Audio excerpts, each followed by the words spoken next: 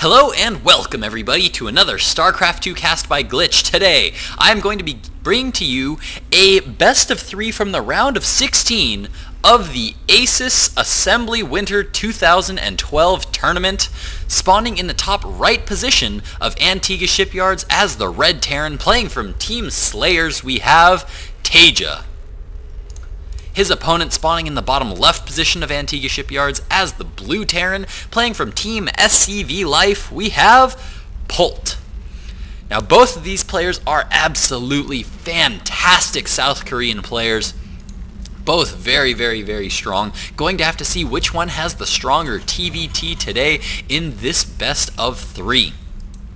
Now, I know yesterday I actually did a TVT also, those games between Drewby and AC Slayer, but I don't know why I chose to do more TVT today. I just saw Polt versus SlayerSTaeJa and I was pretty much just like, sign me up. I pretty much have to cast that because, I mean, that's awesome. These two players are both just so amazingly good. Both players have been seen in those GSLs. Both players just absolutely fantastic. And I mean, two South Korean players going head to head in TVT really can't beat that no matter what you do. So, super excited to be casting this series and to be seeing what kind of styles both these players are going to be going for.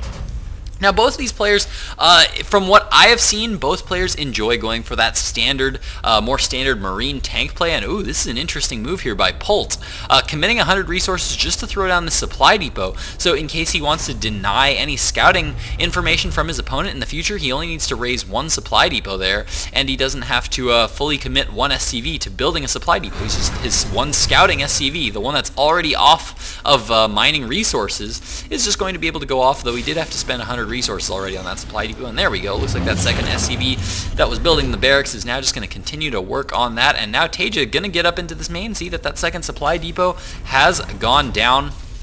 Now one thing that this fast second supply depot always tells you when you scout is it almost always means that your opponent took no gas. Because many builds get a barracks and then you follow it up with an immediate gas geyser. But if they throw down this fast supply depot, if you get to the front of your opponent's base and they have that really fast supply depot, it almost always means that they didn't build this refinery at the beginning. Now, logically, right after this refinery is usually when that supply depot goes down, so you always want to keep in mind that timing. Players of this caliber will know the exact timing for when a supply depot will go down after a refinery as opposed to before a refinery. As we can see from Polt, he is getting a refinery now, but lo and behold, it looks like a command center was thrown up first, so it was going to be a standard 1 racks expand here out of Polt, whereas SlayerSTaeJa, it looked like he might be going for some kind of a 1-1-1 here, though this second gas is particularly early. Very often you'll see a barracks go down followed by a factory, or rather a barracks followed by a gas, followed by a factory, and then the second gas go up. But as we can see, I think this gas might have actually gone down before that factory. That's because the tech lab went down on the barracks, and as we can see, Reapers are now out on the way. The first Reaper is up, going to be poking up into the natural expansion, but there are a couple of Marines there in position to be able to deny too much damage from being done, and I love this here from Polt. The fact that these two Marines are here means that no SCVs can jump up into the high ground, because for those of you that don't know, this main is actually a 3rd tier high ground. If you consider this level to be the ground level, this is the 2nd level, and this is the 3rd. So these Reapers can actually only jump up 1 level. They can only jump up 1 tier. So that means to get up into the main, they need to jump up onto this little middle high ground and then up into this main. So if you keep a few a few Marines here, no Reaper is going to be able to get up into the base, and now the supply depot is going to be going down there to be able to scout any Reapers jumping up from that little mini high ground over there. Now, it looks like Hellions are now being produced here for SlayerSTaeJa, as the first Hellion is now up, as well as a couple of Reapers there, and oh no, the Marine count here for Polt is just a little bit too high, and now it looks like SlayerSTaeJa just going to have to expand behind this so that as not to get too far behind, because if one thing tells you that there's a base here, it's most likely that there's a bunch of Marines here. If there's a bunch of Marines here, there's a good chance your opponent went for a first base, and I don't think yeah, SlayerSTaeJa didn't actually see the command center going down, but he's going to have a pretty good idea that that has gone down himself. And now, as we can see, he's throwing down a bunker of his own here, keeping these Reapers at the front for good scouting information. As we can see in the base, he's also produced a starport when we do have Cloak on the way here, as well as a Banshee. So it looks like it's going to be a pretty early Banshee here out of SlayerSTaeJa. That could potentially deal a whole lot of damage. No missile turrets going down at all yet for Polt. Notice he is saving up a little bit of energy on his orbital command, though. And the second orbital command is now up, so he's going to have a good amount of scan here, assuming he doesn't blow them all into mules right now. Looks like he did just throw down one, so he is opting to save a little bit. Very, very smart move here from Polt, saving up that just in case his opponent does go for that Banshee.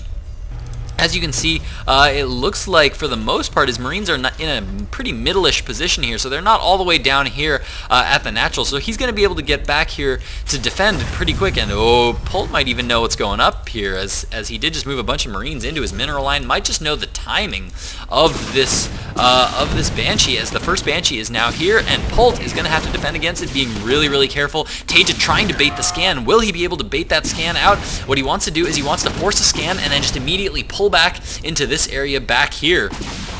Polt looking for a good opportunity to take down that Banshee. Needs to do a whole lot of damage at once, and there goes the scan, but it looks like TSLPolt is going to be able to get out of there with that Banshee. Now a second Banshee is going to be on the way, as well as a third Banshee, so he's committing pretty heavily to Banshees here in this early game. Did force that scan out of Polt. Does he have any others? Looks like yes, he will have another scan in time, but now the second cloaked Banshee is here, as it looks like that first one is now going to move around to the natural expansion, maybe try to do some damage on the other side, but it looks like more and more workers now being picked off here from SlayerSTaeJa. So far, only 3 workers killed, but a bunch of Marines have been taken down as well.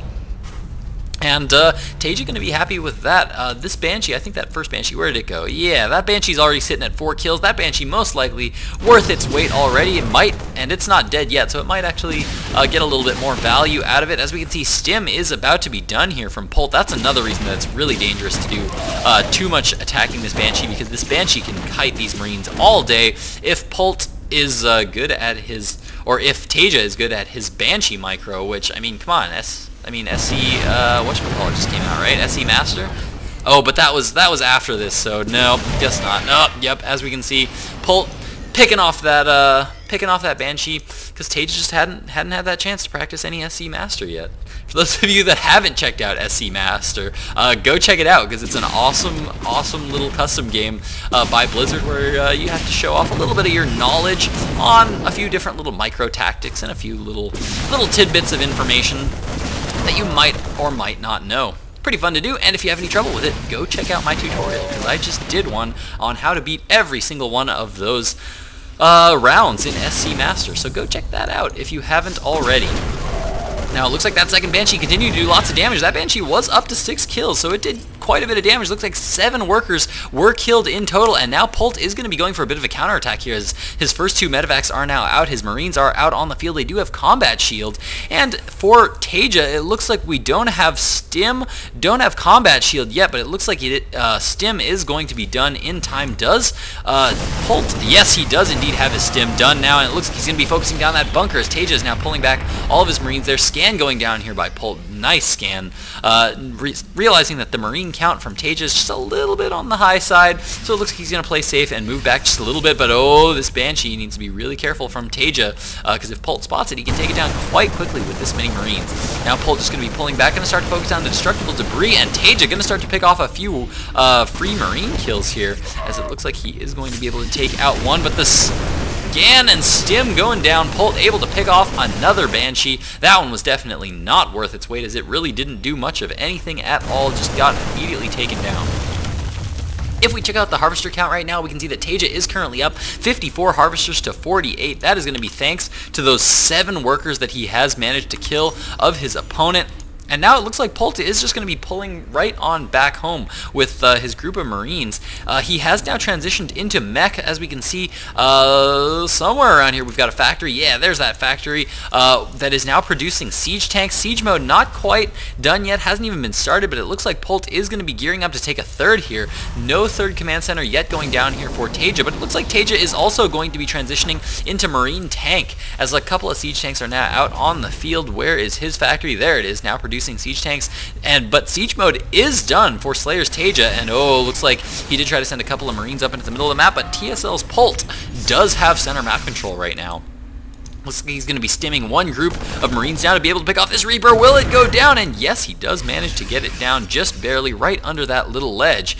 And now TSLPolt is in a little bit of a spot here, as he's going to need to get this third up and running, because we can see Polt is quite a bit ahead of his third. Notice his third has just now been started, won't be up for another couple of minutes, and so Polt's in the meantime going to be mining up quite a bit on that base over there. Now we do have one Viking that is now scouting this upper position right now. That is because all of Polt's army is out here, so he wants to be safe from drops, so he has that patrolling Viking. Very smart play there from TSLPolt, and now as we can see, the siege tanks are moving out. Siege mode is just now finishing up, so now these siege tanks will have siege mode, and both players are now moving to try to take center map control at the exact same time. Both players have a similar army composition, but the Marine count for Polt is much higher, and it looks like Polt does manage to get a siege up on the low ground there and is able to take out a good number of Marines. TSLPolt is going to be behind in Marines just because he produced all of those Banshees early on, so that's going to mean he's going to have a lower Marine count. Now, in terms of upgrades, it looks like Polt's currently sitting at 1-0 with +1 armor on the way. For TSLPolt, we do see that +1 attack is done as well. His +1 armor is actually going to finish just a smidgen before Polt's, as TSLPolt is now moving up to once again try to take center map control, now moving up with a few siege tanks, 4 siege tanks in total to Polt's 2, but more are on the way for Polt, and both these players going to be trying to take center map control, as both are going to be maybe just coming to a little bit of a standoff. Both players just scanning non-stop, and I love this from TSLPolt, moving that one air unit forward so that his siege tanks have a good spot, and it looks like Polt moves forward and tries to pick off one siege tank, but loses a lot of Marines in the meantime. Is anything else going on? No, it looks like both players just sitting in a little bit of a standoff as they try to both contest center map control. One nice pick off there by TSLPolt, and both players just keep sending out one Marine to try to take the Xel'Naga watchtower, because vision here is absolutely key. Siege tanks can actually fire a little bit farther than they can actually see. So having an air unit there or the Xel'Naga watchtower to spot for their siege tanks is absolutely critical and what can win you this match. In the meantime, one drop is going around the side of the map for SlayerSTaeJa, and there is a missile turret here to be able to defend it, but will it be able to take down that medevac fast enough? But no, looks like that medevac just going to pull back and once again be dropped down here on this high ground, and it looks like this command center is going to be stopped in terms of production. But it looks like the forces of Polt are going to be able to get here in time to be able to stop these Marines before they actually pick off that command center. The command center is taking a bit of damage there, but it looks like that drop is going to be cleaned up there by Polt, and Polt will be able to resume building with that command center. Now, in the middle of the map, both players still just sitting at the standstill. TSLPolt trying to inch one siege tank forward right now, and look at that. This is what his vision advantage is giving him right now. Notice how this siege tank can shoot that one, but this one can't shoot back because he doesn't have the vision on these siege tanks. This medevac here is what's giving TSLPolt the ability to move up more aggressively with his siege tanks. Now the drop is going down once again here for SlayerSTaeJa, but it looks like Polt does have enough forces to be able to clean that up, going to be able to do that quite nicely. But in the meantime, it looks like TSLPolt is going to leave all of his siege tanks here out in the open while he tries to go around with this group of Marines. What is he going to be trying to do with that? That's a little bit dangerous here, as if Polt is able to just pick up a bunch of Marines here and drop them on his siege tanks, but no, it looks like both players actually deciding to leave their siege tanks there in the open, and a big Marine battle is about to go down right now. The Marine count is pretty even for both players. Looks like Polt has a slight advantage, but TSLPoLt's siege tanks were actually there in position, managed to get a lot of tank kills off, and TSLPoLtja is, I think, going to be able to take this fight. Yes, it looks like he does. 2-1 upgrades here for TSLPoLtja, 2-1 also here for Polt, so absolutely identical in upgrades, but it looks like just because this one siege tank was able to get off a couple of shots on those Marines, looks like Polt was forced to have to pull back. So now Polt is on 3 bases, but so is TSLPoLtja. TSLPoLtja just now taking his third, a little bit behind Polt. If we check out the harvester count right now, it looks like TSLPoLtja is a little bit behind in the worker count, but it looks like he's a little bit ahead in the army count. Or no, maybe not, as Polt is currently sitting at 180 food. Holy cow, his food just jumped up quite a bit as he is now moving forward with quite a few forces, even adding a bunch of SCVs into the mix right now to be able to absorb some damage here, as it looks like Polt looking to get real aggressive as his Viking is now out on the map, eliminating all of TSLPoLtja's map vision, meaning that instantly these siege tanks don't have as much of an advantage as these siege tanks, as there are now units to spot. For TSLPolt, it looks like a big counterattack is coming around as all these Marines are going around the back here, but this is such a bad move by TSLPolt as he's taking a lot of damage from these siege tanks, and all the siege tanks of TSLPolt get cleaned up on the high ground from Polt, and now, I think TSLPolt in a little bit of trouble here, as Polt now has center map control with a lot of siege tanks, and his siege tank numbers vastly outnumber those of SlayerSTaeJa. We also have this Viking here,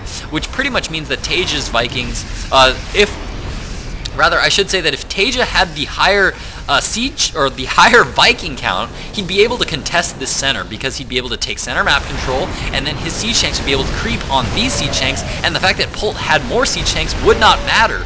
But because Polt is really holding the center map control and holding air control right now, means that he's going to be able to keep this center for quite a bit. But looks like that Viking does get taken down here, and now TSLPolt has the air control and is now going to be able to start creeping these tanks forward if he chooses to do so. But it looks like a big counterattack is coming around here for Polt. TSLPolt trying to do everything he can to get back here and stop it.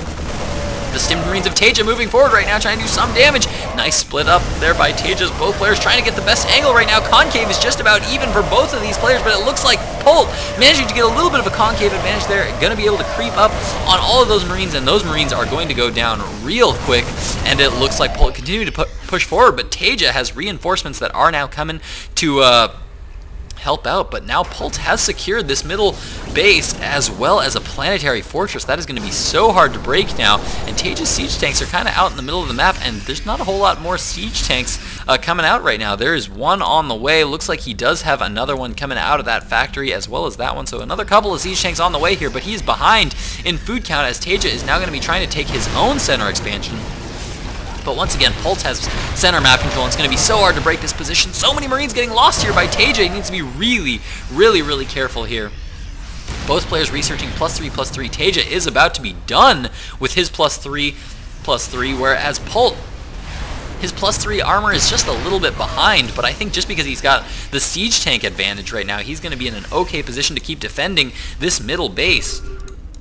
Looks like Polt is even feeling so confident as to take a fifth base rather on top of this, and now all Polt needs to do is he needs to continue to keep center map control, continue to rally more units to the center if he's going to want to keep the center map control. TSLPolt trying to find some angle. He keeps trying to poke at his opponent's defenses and see if he can't find some hole in his defenses, but Polt is being so good about moving all around the map here, now sieging up onto the high ground, now going to be able to start taking down SCVs of TSLPolt, and TSLPolt now in a bad position right now to be able to take this base. I don't like this decision by TSLPolt to try to take this center base. I really think that just because TSLPolt had such strong center map control, the decision to take this base rather than this one, I think it just would have been a little bit better for TSLPolt to be going for this base rather than try to contest this center map control of Polt, because it's so hard to break this once you're in this position here. Now it looks like there are some siege tanks going on this southern side here. There's a little bit of a siege tank battle going on, but Polt is winning in this little battle, and it looks like, there we go, SlayerSTaeJa, looking for any other base to take right now,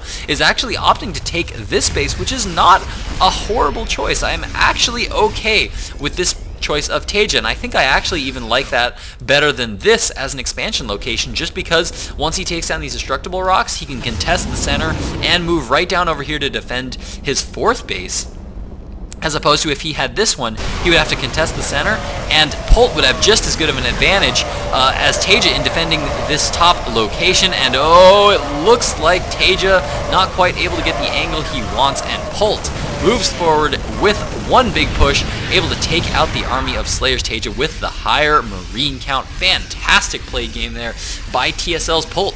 Will TSLPolt be able to bring it back in Game 2, or will Polt be winning this in a clean 2-0 sweep? Stick around to find out. Polt versus TSLPolt from the ASUS ROG Winter Assembly coming up in just a moment.